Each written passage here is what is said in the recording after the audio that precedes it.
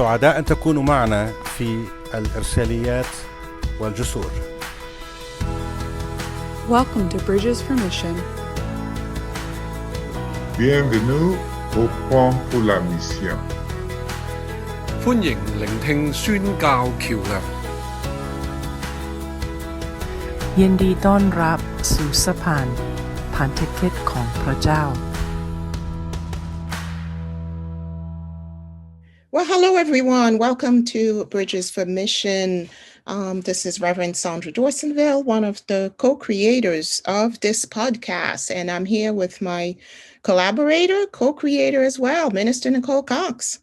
Hello, everybody. And we are excited to have you join us. It's a shorter episode, and we're celebrating 2 years. Can you believe, Minister Nicole, we've been doing this for 2 years? I cannot. When you brought that up, I was like, hey, we need to celebrate 2 years. I was like, is it already 2020? Like, hold on a minute. That's right. It's been 2 years and 47 episodes later. That is amazing. And we've traveled the world. I mean, that's the other piece for me that I find is really just wonderful. And at the same time, hair pulling. Yes. Yeah. We're starting to have some episodes in Spanish and English. So I would say listeners, stay tight. You never know what other language we will throw in. But it is a celebration of Bridges for Mission. Truly a testament of faith for us, and just receiving God's vision and not having been in journalism classes or a degree in communication or journalism or podcast editing. That is correct. But we're here and we're glad you're here. So once again, folks who are tuning in from Zimbabwe, Hungary, Australia, the Philippines, Serbia, wherever you are, we are so grateful. There are 37 plus of you all, 37,000. There were 3,700. There you go. Yeah. Okay. But one question that I had that I've been pondering about is what has been the past 2 years like?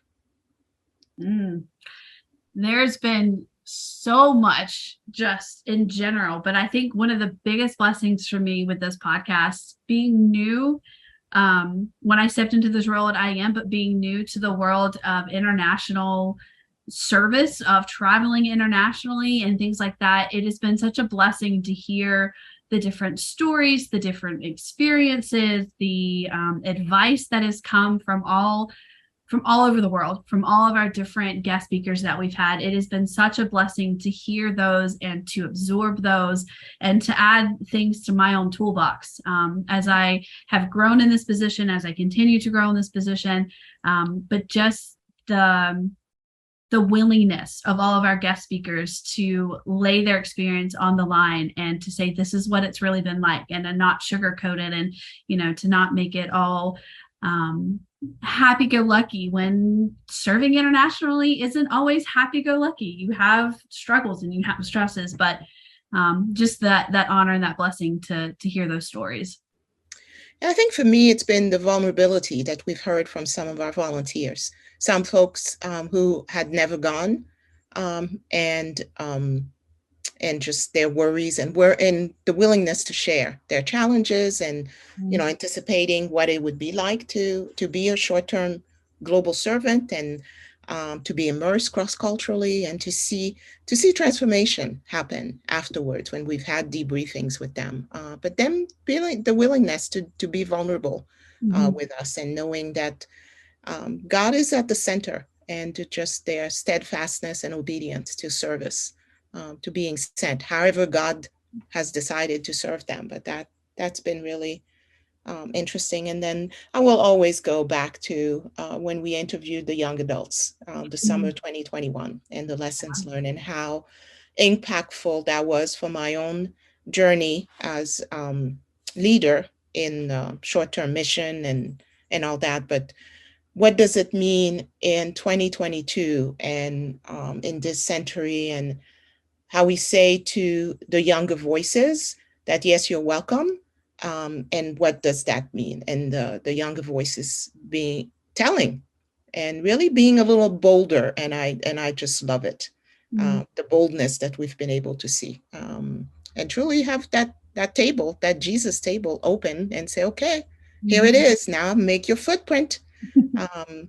So that's been, yeah. Other questions or other thoughts? I think other thoughts from me, almost in a sense, looking forward. I know we're celebrating 2 years, but it's also kind of looking forward to, what will come in the next 2 years. That the hope that this podcast just continues to reach people, that it continues to shed light on what is short-term mission and not the generalization of short-term mission, but what is it really like to serve? And like we've said and mentioned, shining light on some of the things that people would rather not want to talk about because they're difficult or they're uncomfortable. But that this podcast continues to shed that light and to be that bridge between someone who wants to serve and the reality of serving. And how do you get to those different places? And how do you get from point A to point B to I want to serve to at the end after you serve to say, wow, that was a difficult but rewarding journey. And that this podcast is a part of that and helps someone, even if it just helps one person, that will be just a blessing for me. But that looking forward, that question of how can we continue to help and how can we continue to be that voice? I love what you just said, and it just brings me to thinking about season 9 and some of the topics that we will be challenged by, because we will truly look at storms, these unexpected storms that we face and that we encounter on the field, and how it matters that one ministry that tugs at our heart, and it brings me to the story of the starfish story and how important it is that, we pick up that one in the midst of the billions of starfish, and we throw it back. We give it light, we give it, that living water, but at times we are that starfish for somebody else. But thank you. It's been nice dialogue, touching base. Yeah. It's always fun to reflect back and to take that moment to pause and be like, hey, it has been 2 years. Let's talk about this. Cause in the midst of everyday working, you're just like, wow, okay. Yeah, it has been 2 years. We have done all this work and looking back. So it's good. It's always good to reflect. It is. And thank you again to all our followers. And thank you to the partner agencies that have come along, whom we've interviewed, like SOE, Standard of Excellence, our partners in Canada, the Canada Baptist, NAMAC, SAT7. We really thank you. Partnerships is important. Relationships are important for us. So followers, as usual, please, you have questions, you have topics, send us emails, volunteers@internationalministries.org. That's how you find us. Until next time. We thank you for listening to Bridges for Mission. You can find more information about the Short-Term Mission Office at internationalministries.org.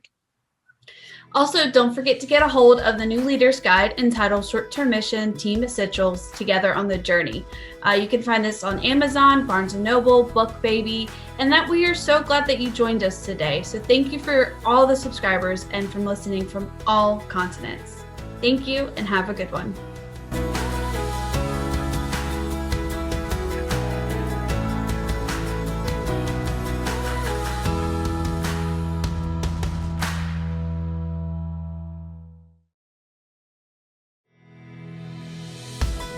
سعداء أن تكونوا معنا في الإرساليات والجسور.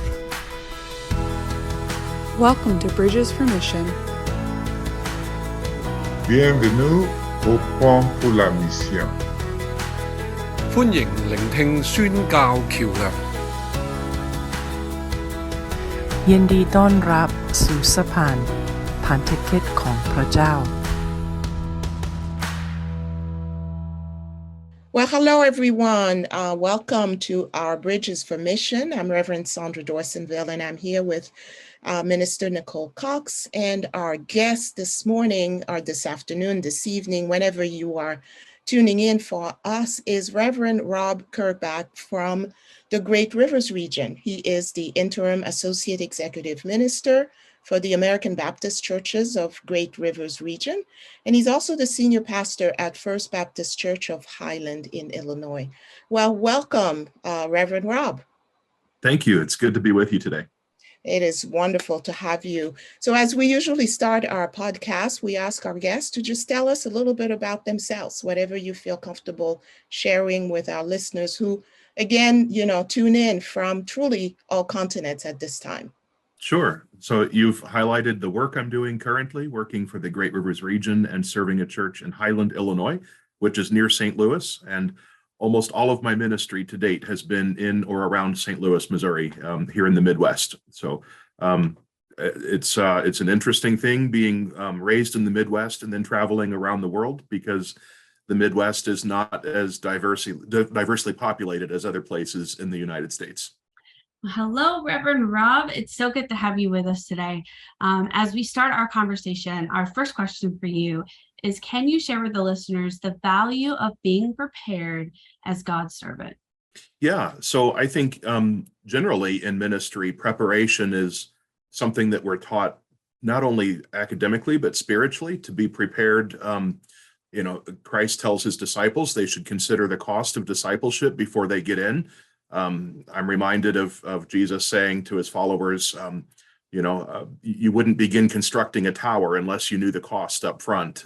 This is something that as disciples of Christ, we should be very much aware of and prepared for what God is calling us to do. And so as pastors, we know that part of that is, of course, seminary training or theological education. And I think when we serve as cross-cultural short-term missionaries or servants in any capacity, preparation is it's part of who we are and what we do. It's an act of good stewardship. It's an act of spiritual preparation. It's a way to honor those we serve by being as well prepared and equipped as we possibly can be. Thank you. So as a pastor and a regional leader, what message do you want to convey into preparation? So after I've just answered about how we should be so thoroughly prepared, Exactly. The message I want to convey to any team that's preparing for cross-cultural mission is, as prepared as you are or can be, also be very open for those things that you have not prepared for. In my own church ministry, I tell every couple that's preparing for marriage that something in their wedding ceremony will go unaccording to plan. And this is true of any ceremony or service in the church that, we plan and we have contingencies, but something always surprises us. And the same is true when we serve in cross-cultural missions. Something will happen that we didn't plan for. So being able to think quickly on your feet and to read the situation and to respond with wisdom and knowing that God will guide, that's important. And to not be so locked in on a plan or an itinerary that you can't pivot or adjust when need be. I guess an example of this is I was in Hungary earlier this year, and while I was in Hungary, of course, there were refugees coming from Ukraine.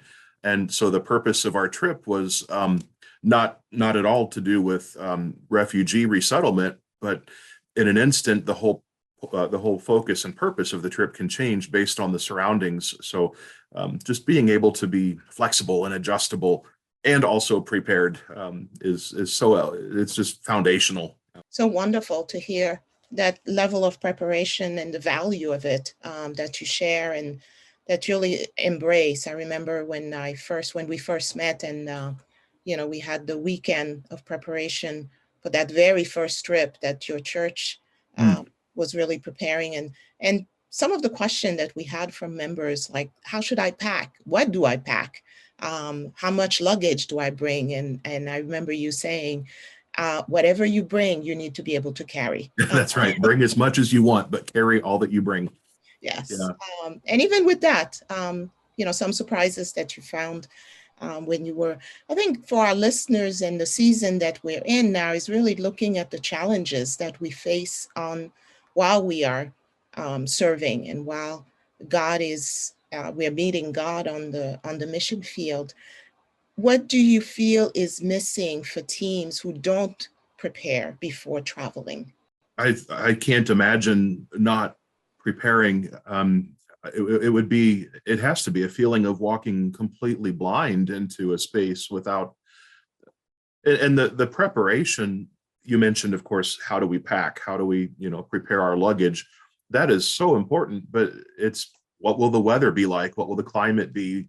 What languages might I hear? What foods might I experience? Those things are, I think they help reduce anxiety for our travelers, to have some sort of a picture of what they might expect. But on a spiritual and emotional level, how might God move in my heart? If we don't take the time to adequately prepare ourselves for this ministry, for this service, then I wonder if we would completely miss those subtle movements of the Holy Spirit while we're doing our work. And I really think perhaps this is the difference between a short-term missionary and a tourist. The tourists experience the sights, the sounds, but when we add that mission component to it, we're opening ourselves to the movements of God within the mission field. And that's what the pre-trip preparations really teach us to do, is to open ourselves to those subtle movements of God, to be aware of what the Spirit is doing. And that's hard to articulate. It's one of those things that if you don't experience it, perhaps you'll never know what you're missing. So true. Thank you.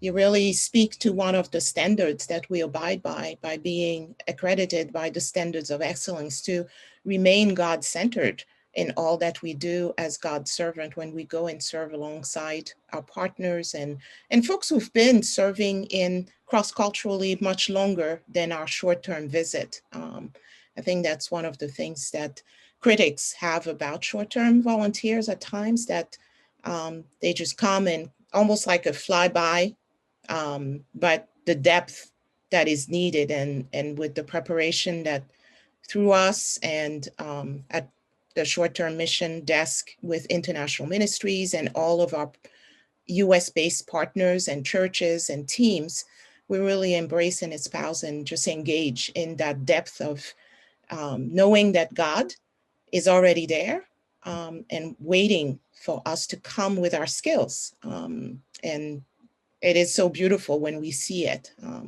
So my last question for you is, you've been serving and truly embracing and hearing God's nudge with Hungary and the ministries and staying open to that. And really, I think you're about to go on your 4th or 5th trip.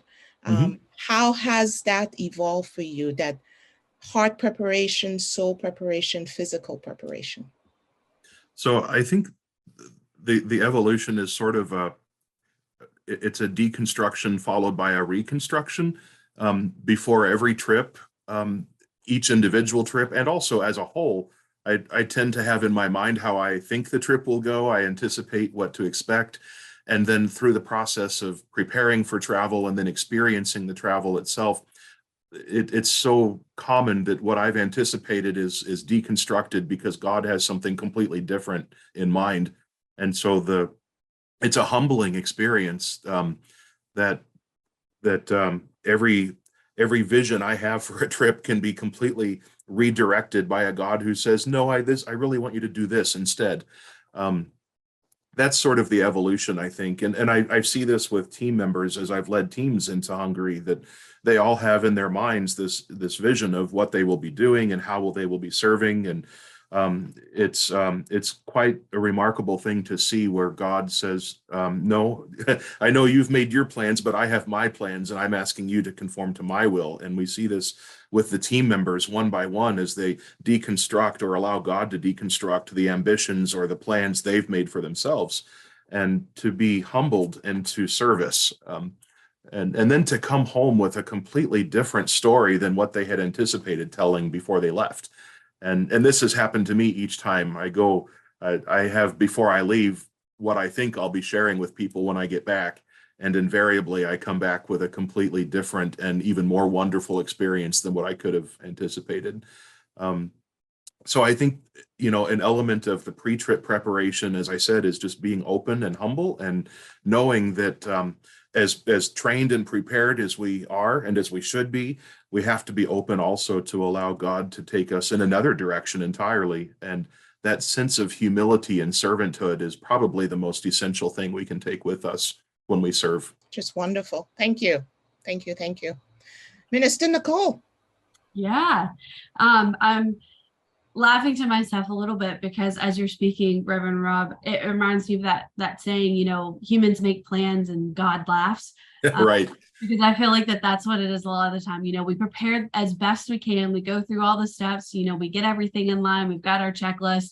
And then, like you say, we get on the field and something completely different happens. And that most of the time it is better than what we had anticipated, which Right. is beautiful. So I'm over here just laughing because it just makes me think of that, we make our plans, but God's laughing at us. And it's so true. Yeah. So true. And what you reminded me of is really for us to lean more into the better that God has prepared for us. So that is beautiful. That's a beautiful image. But let me not interrupt our conversation. You're good there. We just have one last question for him. And it's always my favorite because it's always tricky. And I hate when I get these types of questions, but I love asking them. So our last question for you today is, what is one encouraging word you can share with our listeners?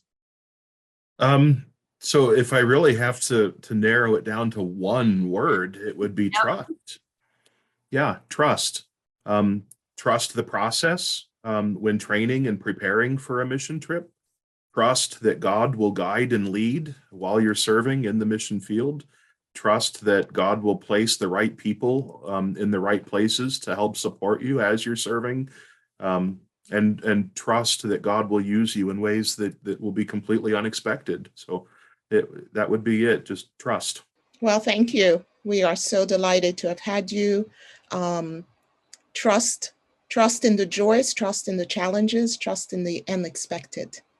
Amen. Amen. We thank you for listening to Bridges for Mission.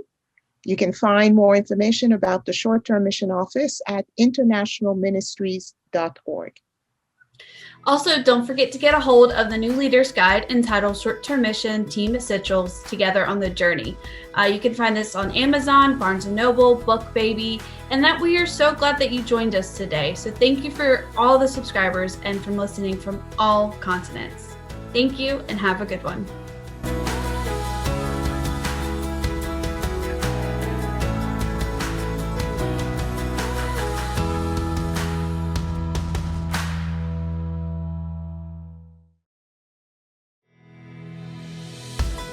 سعداء أن تكونوا معنا في الإرساليات والجسور.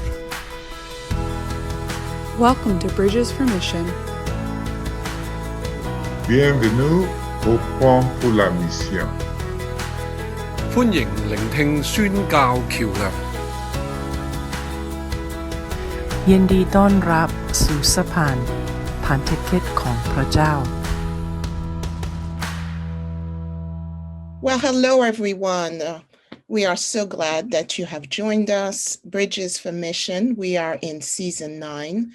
And as you know, we will be presenting and sharing different voices of what experiences have been like for them, the challenges that they've experienced, whether they are going on a short-term mission trip or hosting or and all that. So just wanted to give you a heads up, listeners. As you know, I'm one of the co-producers, facilitator, thinker. I have no idea what the title is at this point, but it's okay. You're with us. I'm Reverend Sandra Dorsonville, here with Minister Nicole Cox, and we are delighted to have you join us. So come at the table, join us. We are going to travel to Thailand today with our guest. But before we do that, I really want to, again, express our deep gratitude for all of you, over 3,000 followers at this time, following us from, all continents, from places that are truly hard to reach, but somehow the podcast is reaching you. So we're delighted that you are joining us. If you have suggestions, questions, follow-up, please don't hesitate to send us email, volunteers@internationalministries.org. We'd love to hear from you and particular topics, or maybe a guest you'd like us to have to come back and do some follow-up conversation. So So again, thank you. Join us. This morning, we are saying hello to Elise Juanes, who is a International Ministries global servant serving in Thailand with her family. Hello, Elise. Hello. Thank you for joining us. And some of the, for our listeners, some of the questions and topic that we're going to cover on this episode have to do with what happens after, at the end of a short-term, hosting a short-term volunteer, and some of the questions and challenges maybe in stories that Elise might like to share with us. So I will turn it over to Minister Nicole Cox, and we take it from there. Hello, everybody. Well, Elise, we love to start our podcast off with a wonderful question with who are you? Tell us a little bit about yourself so we can get to know you. Great. Thanks for the opportunity to share. My name is Elise Juanes, and I, first off, am a child of God. So I'd like to start off with that. I'm also a wife and mother of 3 children, aged 13, 11, and 8. I'm a homeschooling mom and a global servant in Chiang Mai, Thailand, as discussed already.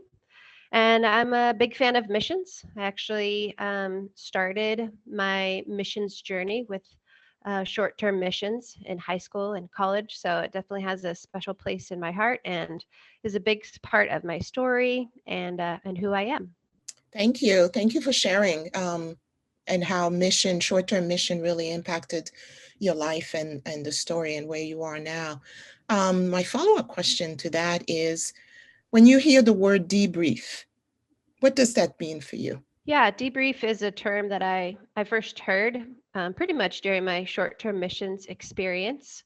At the end of the trip, we would just all meet together as a group and discuss things. So for me, debrief is an opportunity to talk about what went well, what didn't go well, and gives us an opportunity to discuss growth, what impacted, and also what we could do to improve now and in the future. So for me, yeah, debrief is really important. It gives us an opportunity to see through other people's eyes and other people's perspectives, because I might have the same experience with a group of 10 other people, but we all saw it differently. So it gives us a great opportunity to just see the world through each other's lenses, and it's been a really cool experience. Wonderful. Thank you. Can you share with our listeners examples of different styles of debriefing and when debrief should happen on the course of, short-term mission? Sure. I think, there's different styles. One-on-one is what some people, I think, like, depending on what the event is. If it's just a few amount of people and you want an opportunity to really dive in deeper. I've had most of the experience, though, with small groups, whether it's the big whole team or maybe 3 or 4 other people, with the leader talking about, for example, if we were out one night on a short-term missions experience, we're out one night with the local community and doing some evangelical outreach. Afterwards, as a team, we would just discuss, like, hey, how did it go? What were your thoughts? What did you see? What did you see God doing? What was hard? That's an important question to ask. What didn't feel right? So that's been some important questions. If it's a longer team or trip, like I was gone for 1 month in the Philippines, and I think we had debriefs weekly and then after every evening event. So it was important to do those check-ins if it's a big event that you're focused on serving and impacting others, that you talk about it right away so that you can get your thoughts down and have a discussion before you go out for the next round, really. And then at the end of the trip, when it was all done, it's an opportunity before heading back to your home country to have a little bit of time as a team together to, again, talk about overall what was your experience? What went well? What didn't go well? How did you see God moving? What do you take home with you? And yeah, I think it's just really important to have those check-ins throughout after big events, and especially at the very end of the team trip. Thank you. That actually plays into the next question that I have with why is it important to debrief with volunteers? Yeah, it's been interesting. In the past, I was the person who got to be the volunteer getting debriefed. And recently I've been the leader debriefing other volunteers. So it definitely has been an opportunity to understand both perspectives.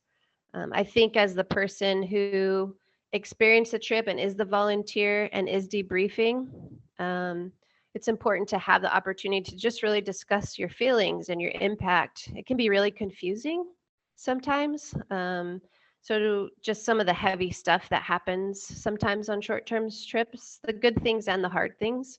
So as a volunteer, I was thankful that I could talk through that with a leader and with other volunteers to kind of just, yeah, talk it out and have some normalcy to what I was experiencing as well, some togetherness.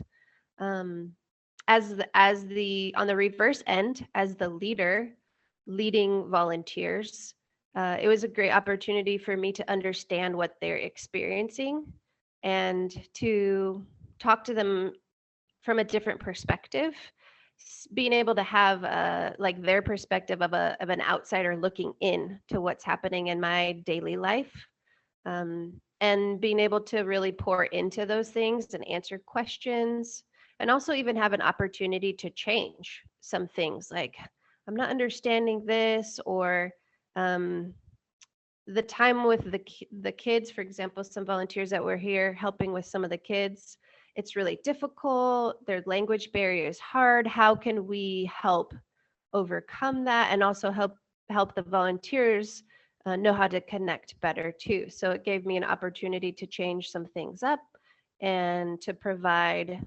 an opportunity for deeper connection. So yeah, I think it's important, to debrief with volunteers together too, because you're all in it together. We're all serving God together, and it helps us again to see other perspectives, and to be able to change things as needed. As a short-term mission volunteer myself, those debriefs have definitely been some of the best and some of the hardest times for me when I've done my trips. But what are potentially other benefits of debriefs outside of continuing those connections and having those conversations? Have you seen any other benefits from either you personally going through debriefs or from volunteers, that this new role that you have in debriefing volunteers? Yeah, I mean, I think, when you're in any job and things are kind of just become the norm, you get used to it, right? And things get, I guess you would say, a little whitewashed or something, right? Like you don't always get to see the big or little things that God is doing. And so being able to talk that through with volunteers to get their fresh perspective on their experiences, for me, it was great to see, like, wow, God's really working here, right? Like, it was offered a chance of like new hope and new perspective for me to be reminded that God is in the big things, but he's also in all the little things that we do day to day. And sometimes it doesn't take a big event to impact another life. It just takes being there. And for me, that was a big takeaway, to be reminded of God can use the big and the small. And even just the living it out day to day, which is what we do now as long-term missionaries, is still very, very important. And it helped me to be reminded that there's still big impact in those little things as well. I so love the picture that you just presented for our listeners, and that God is in the big thing, but also the little things, which is so often overlooked. And I wonder if you could share an example of an unexpected blessing that you have lived as a host and have you seen maybe through a volunteer as a moment of growth, and how it impacted you as the host?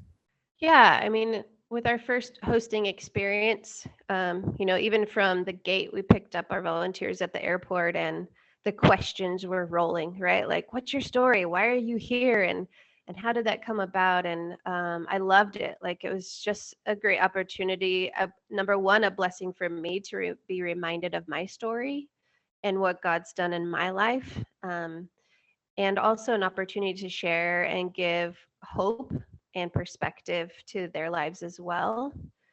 I think throughout their time here, we just kept giving opportunities for even just time. The day is not always full of events and big things. So we just kept reminding them of when you have free time, what are you doing with that? And where do you see God working in that? What's he doing in your life? I think a lot of volunteers come with the view that they're going to impact the people here. And they do have an opportunity for that. But they're actually, the volunteers themselves are the most impacted in my personal experience and in seeing that as a host. And so being reminded of not needing to fill your time, which is important for me because I like to fill my time, but to remind them, which also reminded me of what I'm doing with my time and what do I see God doing in the ebb and flow of everything. There was another incident when our volunteers were here that they actually got to go to a different location farther away from us and spend some time with some people with disabilities. And the text message of me following up with them, they were like, this is really hard, right? Like, this is really, really hard. We don't know what to do. We're not sure what our role is. And it gave me an opportunity to just remind them, okay, I understand this is hard, right? Where's God in all of it? And so it was really great because that actually, they walked away after a week of being there, of it being a very impactful time for them, of just being on their own and having to figure it out, which meant they really had to lean on God. And I think there was a lot of growth that happened in their lives when we debriefed after that, like what went well, what was hard, what was good about it. They got to be okay with just sitting in the mess and sitting in what God was doing there and letting him lead them and figure it out. So that was a real big blessing to be able to hear and know that God showed up, obviously, in the really tough time that they're having. Thank you so much. Those are beautiful nuggets that we always need to be reminded of, and that we are human beings, and in the sitting and the being present is so important. And for a lot of sometimes folks come with that mindset of just being busy all the time, and God invites us into the sitting. I mean, when we see so many of those stories in the Bible where Jesus sat with folks and fellowshiped. So thank you for joining us today and sharing your story and sharing really the impact that debriefing has on volunteers and on hosts as well. I know that our listeners will have a lot of takeaways, and again, listeners from Zimbabwe, Poland, Serbia, Nicaragua, Mexico, feel free to really send your questions. We'd love to hear from you. So you can reach us at volunteers@internationalministries.org. So Elise, thank you for joining us today. And listeners, until next time. We thank you for listening to Bridges for Mission. You can find more information about the Short-Term Mission Office at internationalministries.org. Also, don't forget to get a hold of the new Leader's Guide entitled Short-Term Mission Team Essentials Together on the Journey. You can find this on Amazon, Barnes & Noble, BookBaby, and that we are so glad that you joined us today. So thank you for all the subscribers and from listening from all continents. Thank you and have a good one.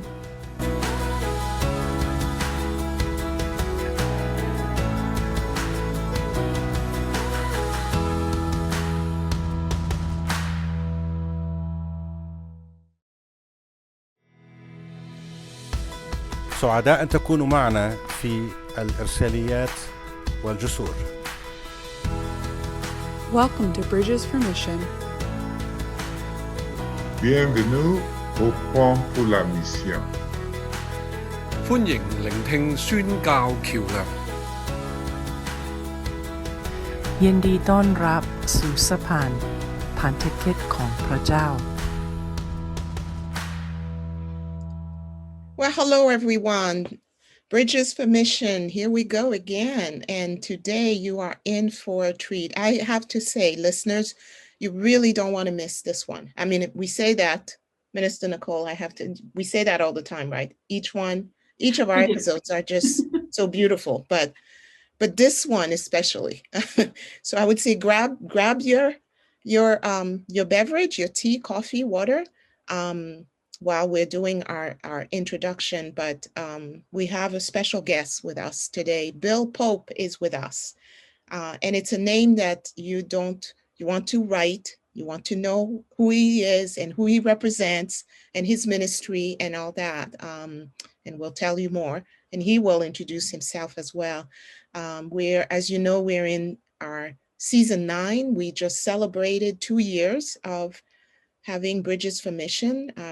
Reverend Sandra Dorsonville, and with Minister Nicole Cox as the co-creator, whatever other title. All the labels that we use, yeah. All the labels we use. And this season is really facing the challenges on the field as we are God's ambassadors serving as hands and feet of Christ. But how do we face the challenges? How are we prepared for those challenges? And however they come. So today we're talking insurance. So I will turn it over to Minister Nicole Cox, who will start the conversation with our guest, Bill Pope. Thank you, Sandra.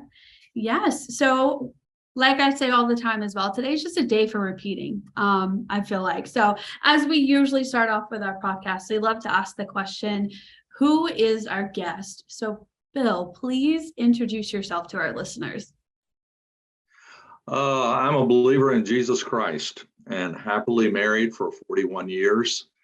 Felt called into the pastoral ministry while serving on the field in Honduras, and came back after having served there for a year and completed college, went on to seminary and earned my D-Min, and then continued to my MDiv, and then I continued to earn my D-Min. Pastored for 23 years and led probably in the neighborhood of 60 international mission trips myself.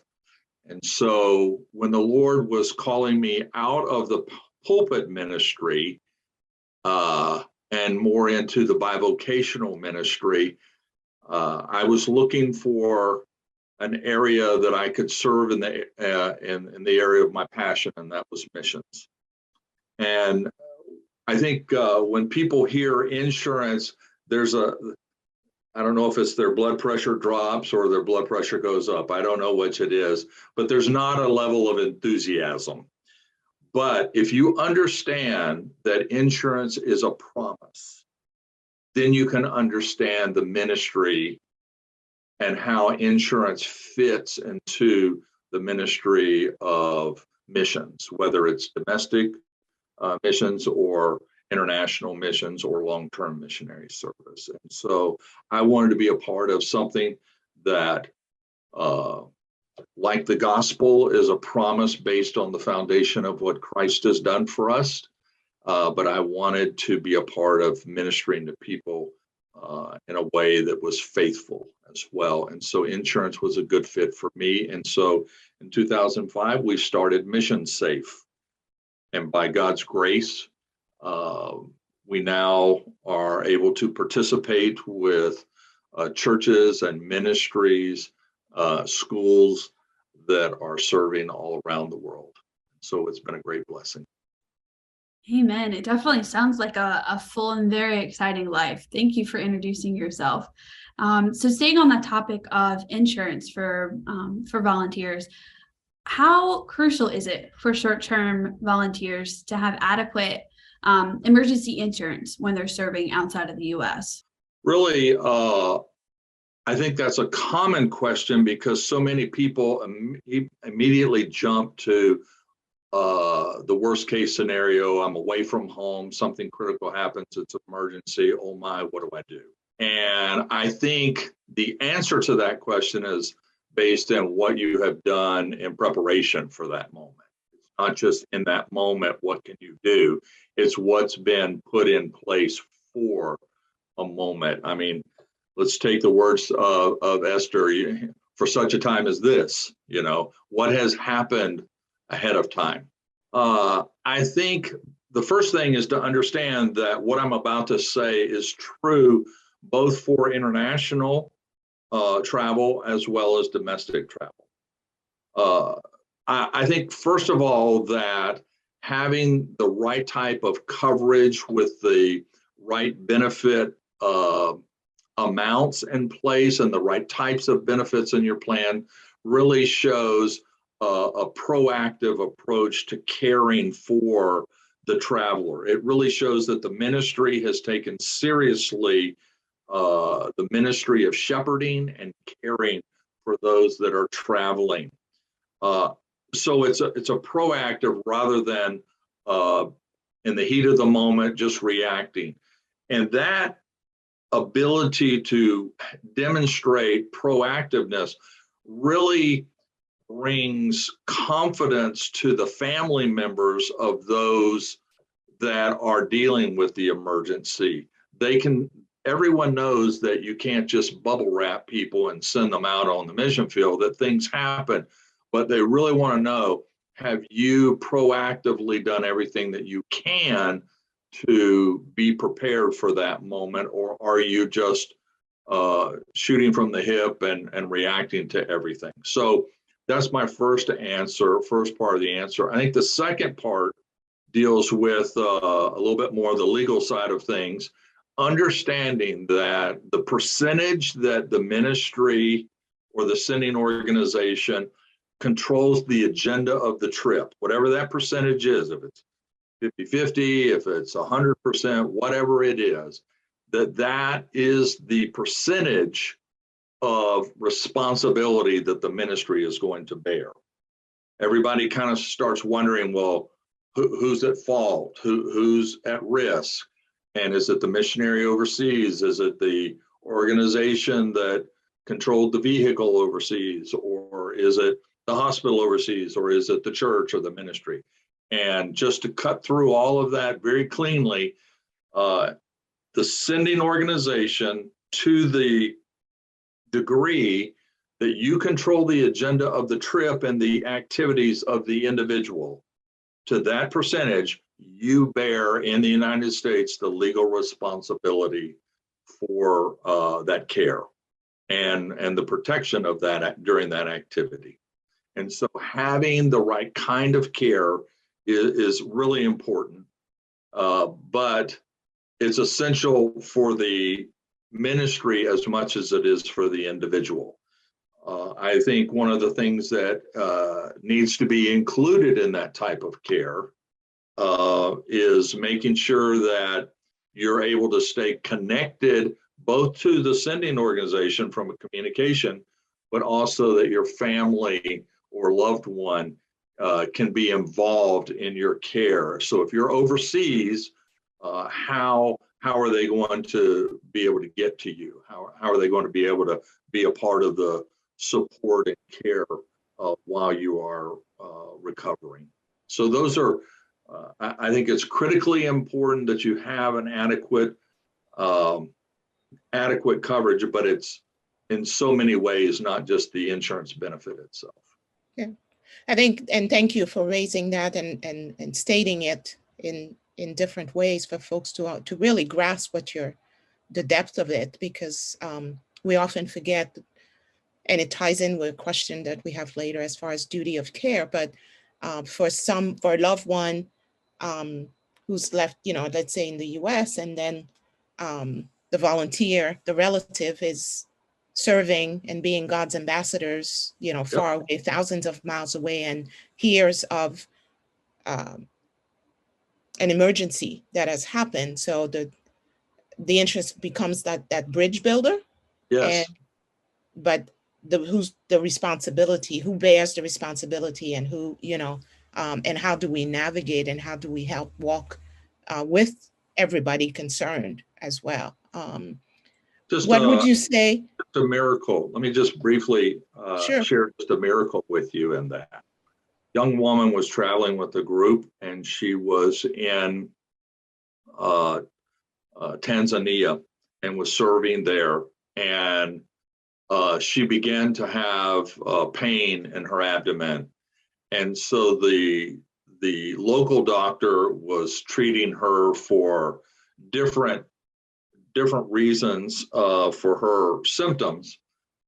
But one of the beautiful things about the international medical insurance is that you have a link to a US based doctor that is working with the on-site doctor. And the purpose of that is to make sure that all US medical protocols are being followed. And so the doctor in Tanzania was continuing to try and deal with all kinds of other pain symptoms. And the US doctor with the insurance company said, no, these symptoms indicate appendicitis, and we want her treated for appendicitis. And so they paid to fly her from Tanzania to Nairobi, to a first-class hospital in Nairobi. And then they also paid for her mother, who was in Nebraska, that had never traveled internationally in her life, didn't have a passport.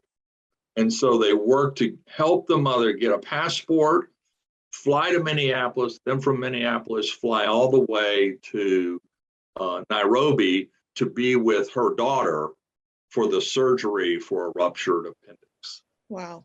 And so when you ask me about how important is it, well, it almost depends on who you're talking about. There's more than just the patient in this scenario. There's the family, there's the doctor, there's the oversight, so that the ministry is being represented well.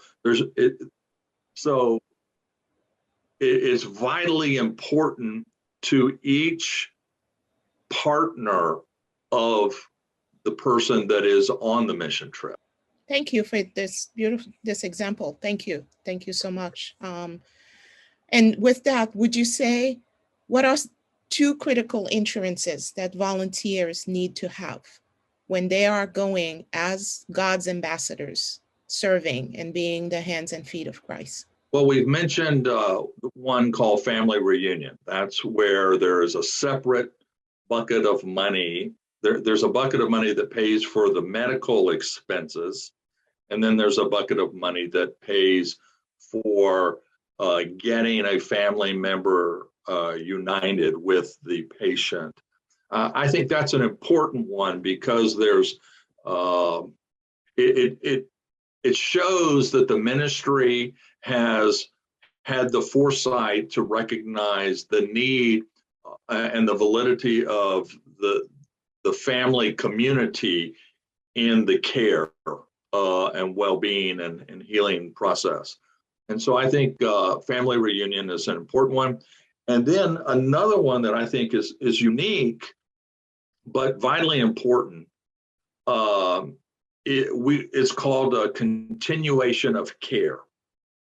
Continuation of care is not something that we're used to with our domestic insurance, but so let me just take just a brief moment to explain it. If you have domestic insurance and then you have a short-term international policy, and then you become hurt or sick overseas, the care that you receive overseas when it starts, the date that you go to see a doctor or you get your diagnosis or whatever it is, the date that's on that receipt, that policy even though it might only be paid for to last 7 days or 10 days, that policy on that particular problem will stay in force and available to the insured for up to 12 months from the date on that receipt. Now, let's say that they're only on a 10-day trip and they step off of a bus or step off of a curb and they twist their ankle. And in this scenario, they go to a clinic. The clinic takes an X-ray, said we think it's a bad sprain, and they wrap it with ACE bandage. The total bill, let's say it's $100, and you come back to the United States. Now your trip is over. You've come back to the United States, but you have the receipts from what happened when you were overseas, and those receipts have your name on it. They'll have a date, and they'll have some paperwork about the diagnosis. It was your right ankle that was swollen. And here's the prescription for anti-inflammatory. Then let's say that your ankle continues to hurt a week or two after you've gotten back to the United States. And you go to your primary doctor here in the United States, and they take another X-ray and they find out that there's a small bone that is broken. And so now you're going to have a cast, then there'll be other X-rays, then there'll be physical therapy, etc. Now that's everything that's happening on the medical side. On the insurance side, in your domestic plan, let's say that you have a $5,000 deductible, which is very common, $5,000, and you haven't met that deductible. So what you would do is file your claim both with the international medical insurance and the domestic at the same time. The domestic insurance is going to deny your claim for one of two reasons. Number one, you haven't met your full deductible yet. Or number two, you don't have any international benefits on your plan. And so once they complete their claims process and they deny it, then they issue a letter called a explanation of benefits, and they send that to you. And that basically means we have completed our claims process. Then you continue to send that, and we come along and help if needed. Then you send that once again as a follow-up to the international, because they've just held your claim and pending, waiting for your domestic carrier to finish their process. And then once they have this document, they know there's not going to be any fraud. You're not going to be double paid. So once they get this document, then they complete the process and pay the bill or reimburse you, whichever is the case. And the beautiful thing, one of the beautiful things, is that whatever is paid is also applied as a credit to your deductible. So if the total bill costs $3,000, then the insurance company would pay that $3,000, but on your domestic, you would get credit on your deductible for $3,000. And so it works. So the reason, to your question, I think continuation of benefits is an important, continuation of treatment is an important benefit because it links your domestic insurance with the international insurance. Yeah, thank you. Thank you so much. Yeah. I'll turn it over. I mean, listeners, we can really spend a couple of episodes on the insurance, and we will do that. But we just wanted to really also give you a taste of all of that special ministry and all that it encompasses, and so much more. And I realize we're just scratching the surface, but we promise, just hold tight. We will come back. But I want to give Nicole just chance to ask her question. Yeah, thank you so much for that explanation. It's so helpful. And in thinking about the different aspects of the travel insurance, what does medical evacuation provide to short-term servants when they're traveling alone? Yes, it's different per company, but let me give you what the general rule is.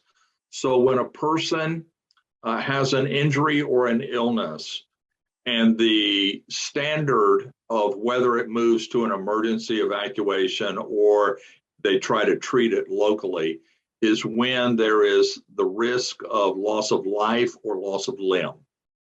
So that's the criteria that is being used, that in a given situation, do we need to medically evacuate, or do we work with the local medical provider? So if the decision and the determination is made by the medical providers, both locally and in concert with the insurance company, then the insurance company has contracts all around the world. So from the closest provider, then they will send in, which is basically a flying ambulance. It's a Learjet that has doctors and nurses, and it's just like what you would see in an emergency room. And so it's for the purpose of transporting and stabilizing. And so they're not flying you back to the United States on that thing, because they tend to go low altitude because of pressurization in the cabin. So they're not trying to fly across the ocean. So they're taking you to stabilize you. Now, once you're stabilized and you receive what is called a fit to fly designation from a doctor that is treating you, then the individual, depending on the length of their service time, they're either released and their transportation is paid to go back to the country that they came from, if they need to continue the service, or if they're not able to continue their service or their service was completed, then it flies them back home to their nearest airport where they designate home is. Not everybody gets flown back to New York or to Atlanta or wherever. They fly them wherever the family designates is the most convenient for them. Thank you so much. My last question with that is, what is one thing that you feel volunteers should always travel with?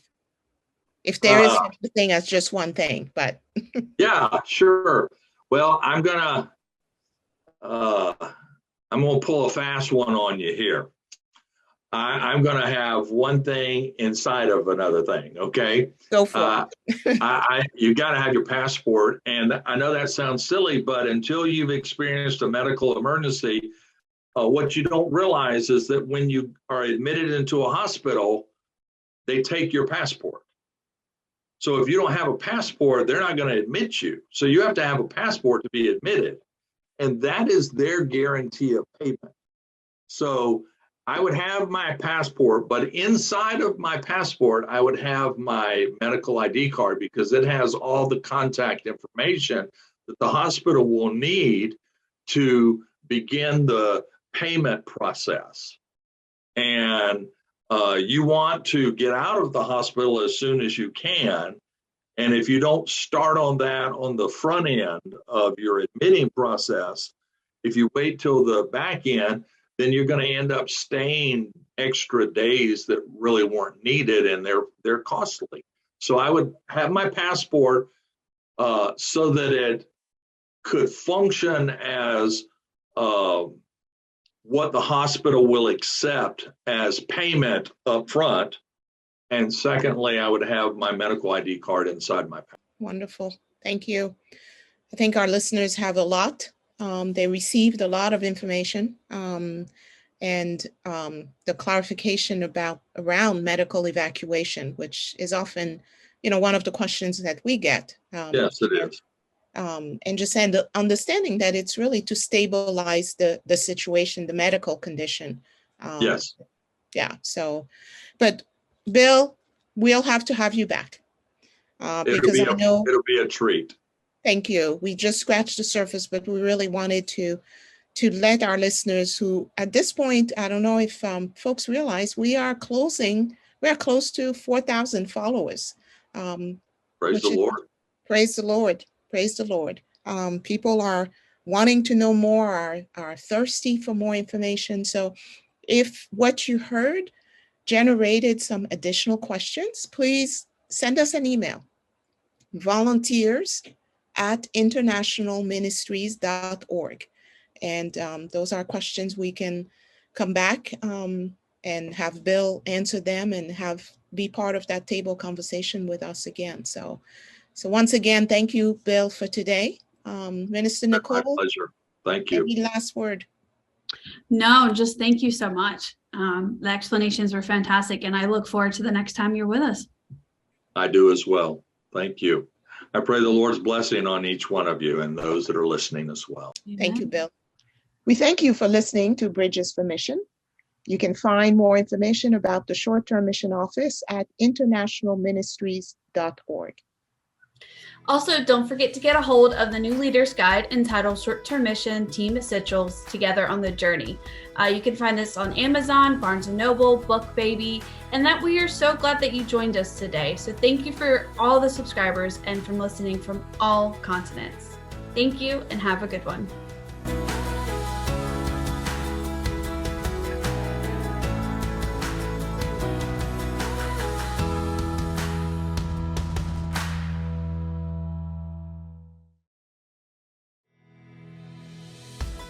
سعداء أن تكونوا معنا في الإرساليات والجسور.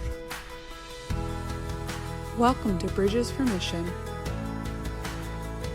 Bienvenue au Pont pour la Mission. 歡迎聆聽宣教橋梁。ยินดีต้อนรับสู่สะพานพันธกิจของพระเจ้า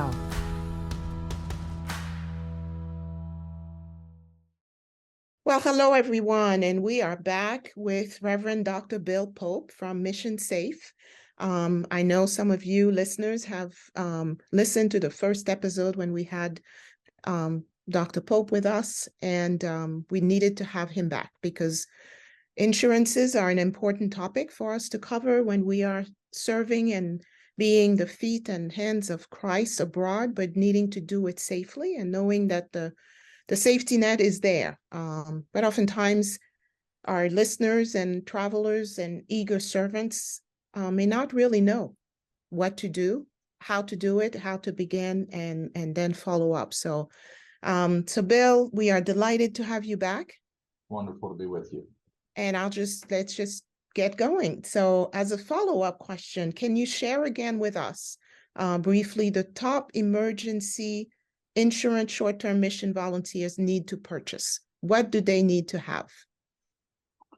You're talking about the benefits that they need? Yeah, and if there are some, different types of emergency insurance that volunteers should be focusing and purchasing, or is it just one and that covers it when they are God's ambassadors on the field before they leave the U.S.? Okay, I think I understand the question. It's so there are pretty comprehensive policies. From a medical perspective, it's very helpful to understand that a policy will have a certain number, but it has different benefits inside of it. And every one of those benefits has its own separate bucket of money. And so having the right levels of benefits in each bucket is probably the most important component, because you don't want to be saving a few pennies, but then hurting yourself on cutting a benefit so low that is not really helpful to you. So probably we recommend $1 million with $0 deductible, and that sounds excessive, but we're also we do that for two reasons. First of all, to help ministries when they're called into question on duty of care. Were you responsible in your recommendation to handle whatever situations? And when you're talking about a policy for $1 million that costs $3.37 a day, I mean, about the cost of, a hamburger or something like that, and you've got $1 million worth of coverage. So it's not exorbitant in its cost. So we recommend that.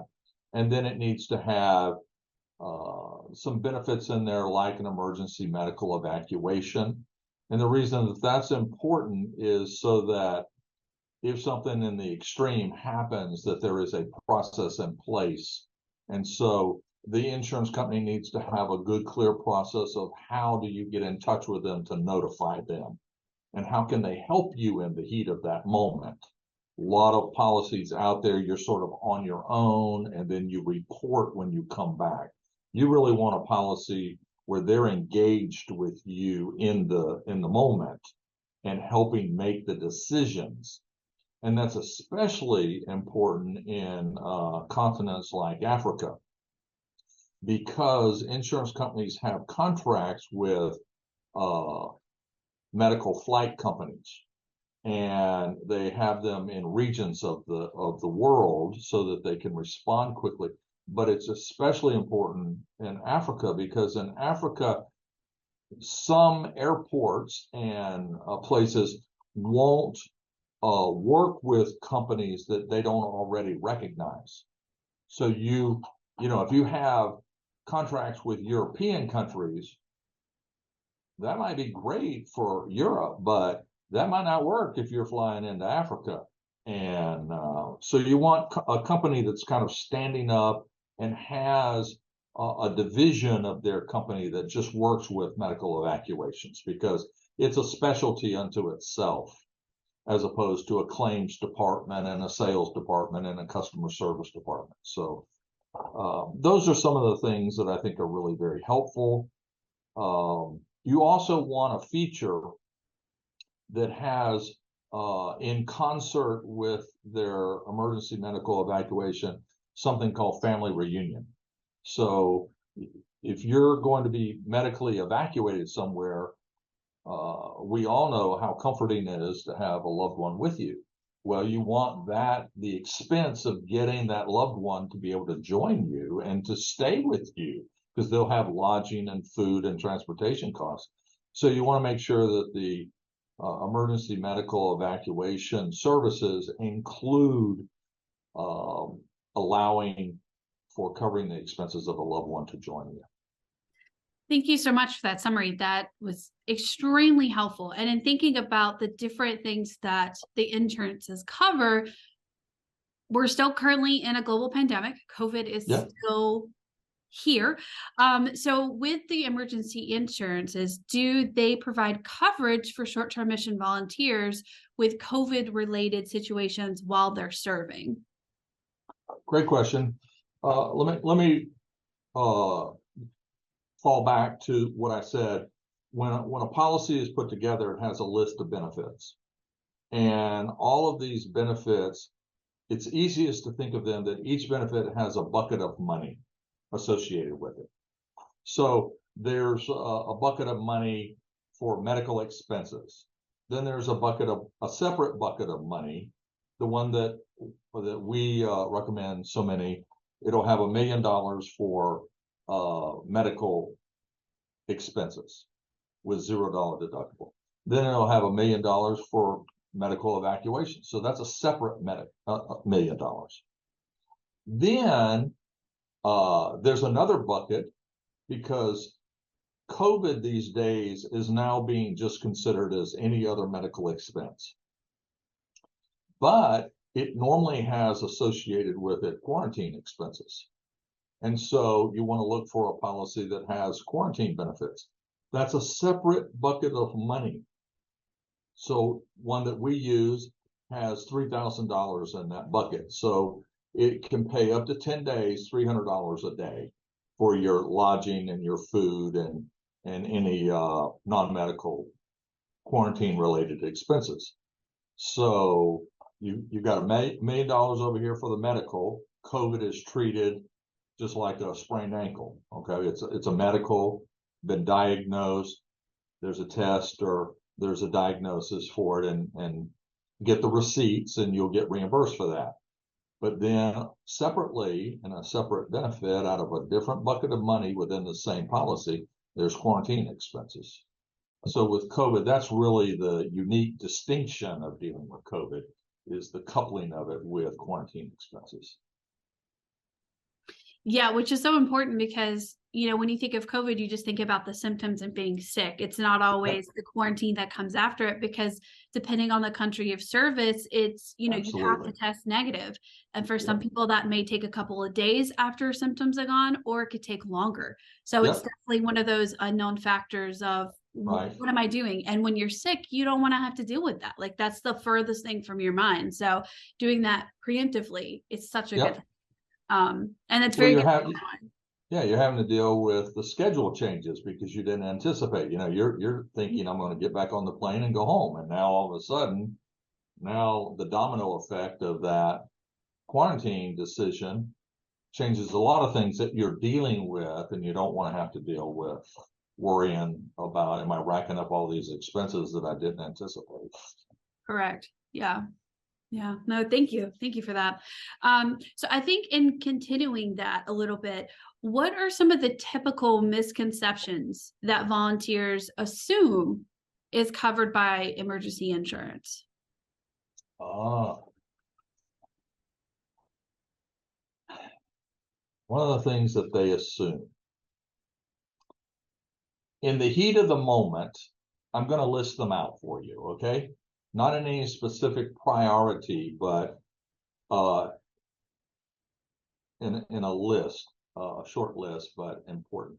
First of all, I think one of the assumptions that I see most often is they feel like anyone that's like the leader of their team has the authority to make the decisions medically on their behalf. And I believe in our first podcast, one of the things that I said is that a rule of thumb is that he who decides pays. Remember that one?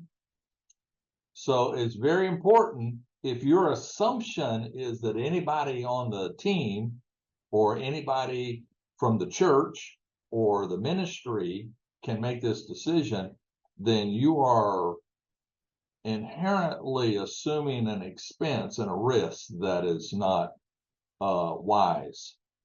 And so the first assumption is that anybody can make that decision. The people that are trained and experienced and have access to the resources to be able to make that decision are the medical personnel in the medical division of the insurance company. And on their behalf, and I don't represent an insurance company, but I work with them. And these are godly, committed, wonderful people. They're not out there trying to save a dollar like everybody kind of characterizes them. So it's important to understand that there are divisions within an insurance company, and the medical division is made up of doctors and nurses. They don't know anything about insurance. They don't know what your plan is. They don't know what your benefits are. They don't know anything. They're doctors and they're nurses, and they're asking questions like, what's your blood pressure? What medications are you on? They're asking medical questions. So these are the people that day in, day out, all over the world are doing this. And so they're the people that are in line.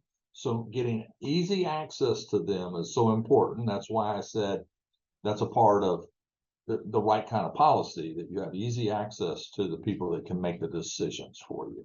So number one assumption is that anybody can make this decision. Number two is that they're going to take me immediately home. Okay? We all want to go home.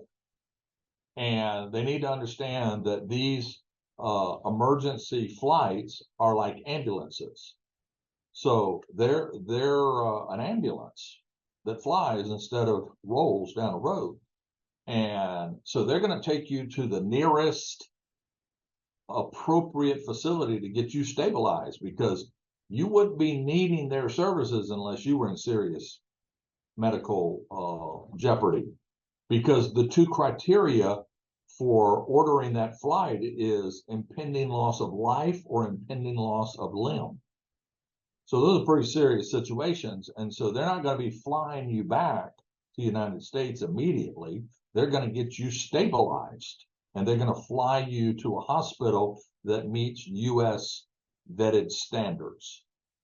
Then they get you stabilized. That's where the family member joins you. Once you get stabilized, then they fly you and your loved one home.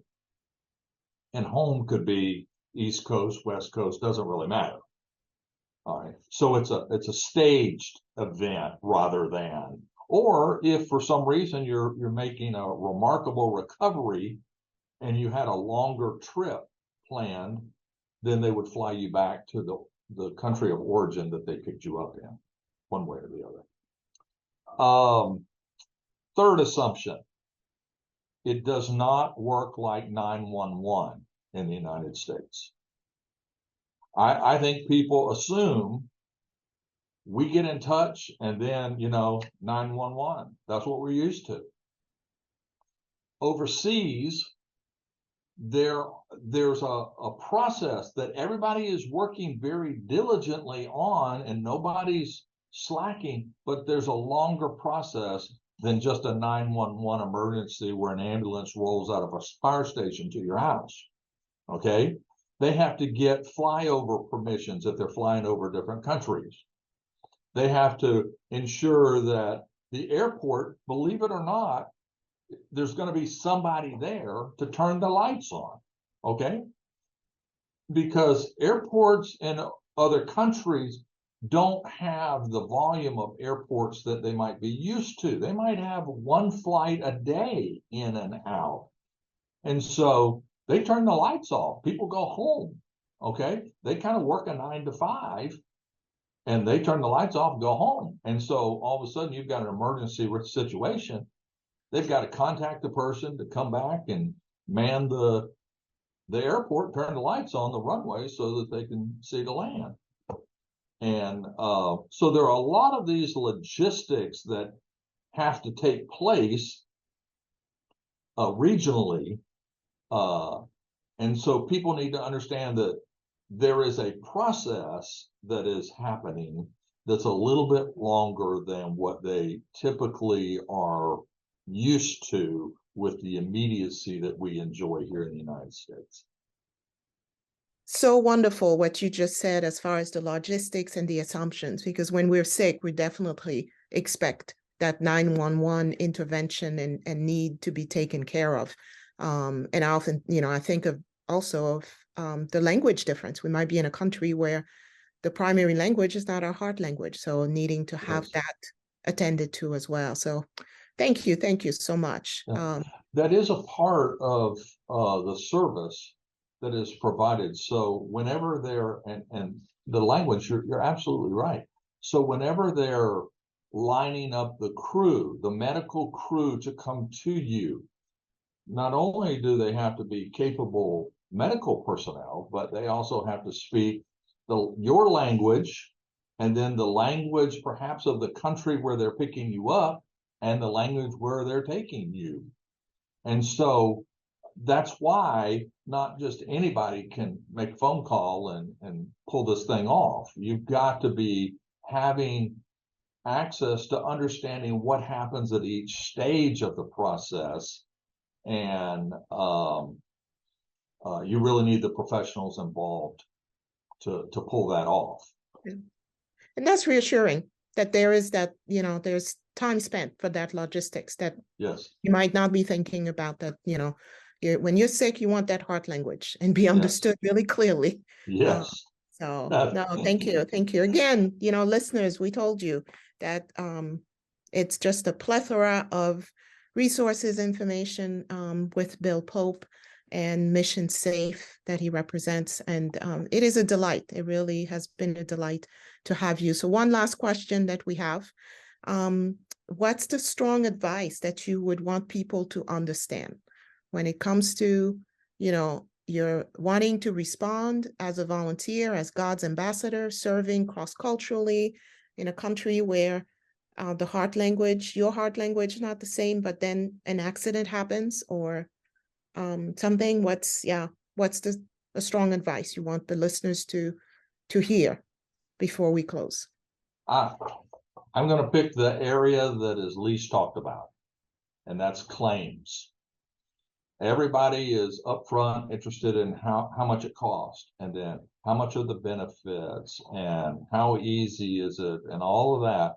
And not many people are really ever focused on how do I process my claim and how does it get paid to a resolution, because the thing can go south easily. And if it goes south and things are delayed, then you get turned over to collections, and then your credit is effective, and it turns messy quickly.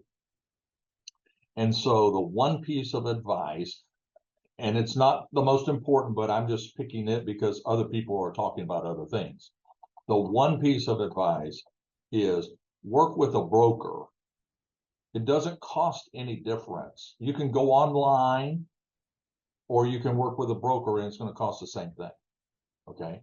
So what you're forfeiting is somebody that can help handhold you through the claims process when you really need the help. Okay. And what have you gained by doing this by yourself online? Now you're out there, and just yesterday, all right, we had a person that had a claim that they had tried to manage themselves for almost a year, and they were highly frustrated.